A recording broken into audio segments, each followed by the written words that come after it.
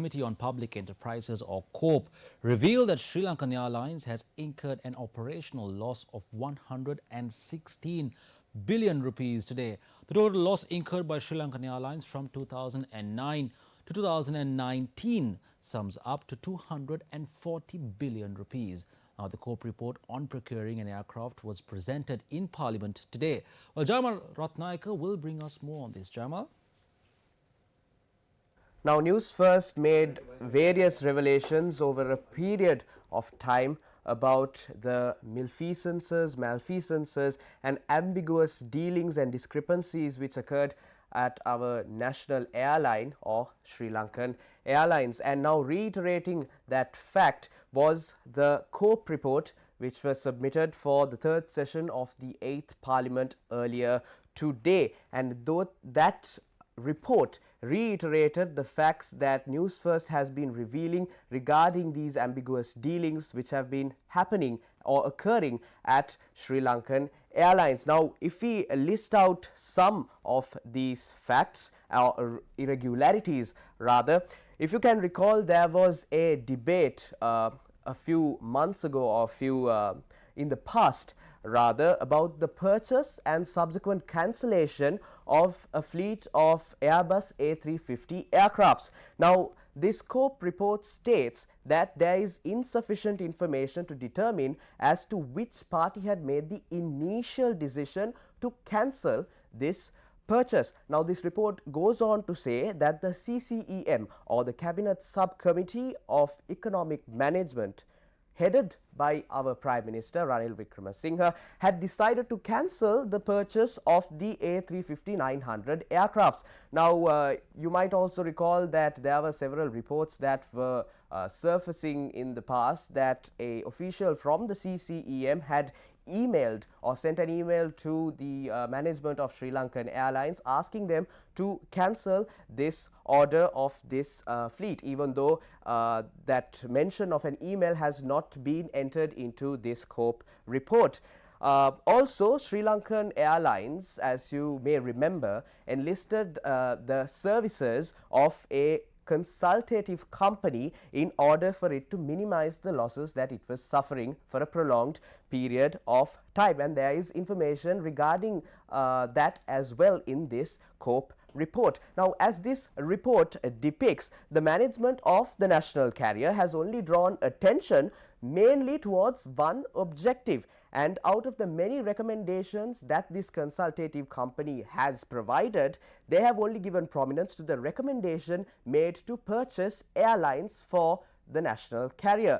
Other recommendations such as which flight routes should be cancelled and which flight routes should be amended have been disregarded. Now, accordingly, the strategic plan drawn up by that consultative company, which SriLankan Airlines paid for the services, it should be kept in mind, it has indicated that the carrier should only have a fleet of 18 aircrafts by the end of the years 2017 and 2018. However, we can see that SriLankan Airlines has had 6 aircrafts in excess than the recommended amount by the end of this relevant period. Therefore, is it not clear that the upper management or the management of the national carrier or SriLankan Airlines had conveniently ignored many recommendations made by this consultative company while adopting those which would only profit them or which they could only profit out of? Now, reading further into this report, it also speaks regarding the VIP kits which were to be installed on some aircrafts. The Air Force One, used by the President of the United States of America, is a super luxury aircraft which consists of a bedroom, officers, conference lounge, a separate compartment for security. And this is exactly what they had tried to do and install VIP kits into several aircrafts that the SriLankan Airlines purchased.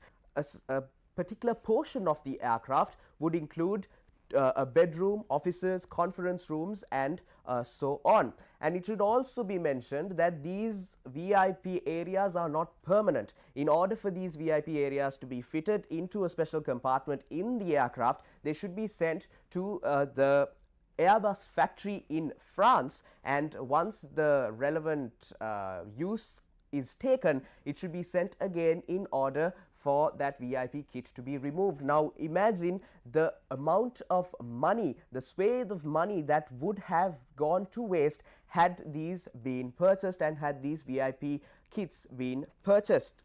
Now, in essence, let's see the underlying factor of this report, that is how much of public funds has the national carrier wasted. Now, in the conclusions sector of the COPE report that was presented today, that has been certified by the Auditor General as well, it says it is hereby concluded that the management which held office during the period relevant to this whole process shall be responsible for the total loss, including the loss of $115.77 million US dollars. That, roughly translated, would be 17,058.1 million rupees paid in the process of revocation of these lease agreements of the 4 A350-900 aircrafts. The government and the public had to suffer massive losses in procuring aircraft and terminating agreements. Therefore, I request the Speaker to allow for a debate in Parliament on the COPE report on SriLankan Airlines. I too was in charge of SriLankan Airlines for a short period. When one analyses these agreements, it is clear who signed them. There is no escaping from these agreements. We should debate this matter in Parliament as it will reveal who signed these agreements. This report exposes corrupt activities that took place at the airline during the previous and present governments. Since 2015, the losses of Sri Lankan had increased from 12 billion rupees to 40 billion rupees. Following the April attacks, a new issue has arisen. The airline had to suffer an additional loss of $5 million due to the concessionary program provided for tourists.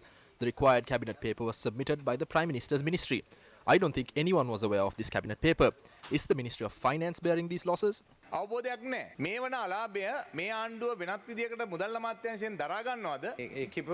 facts that you presented are accurate. I believe the respective ministries had made such decisions to solve the main issue.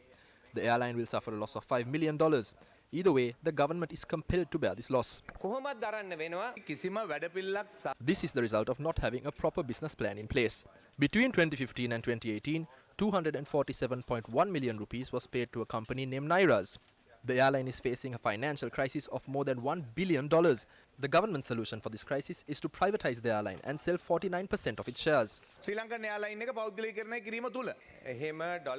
The government does not have any plans to sell Sri Lankan Airlines for 225 million rupees.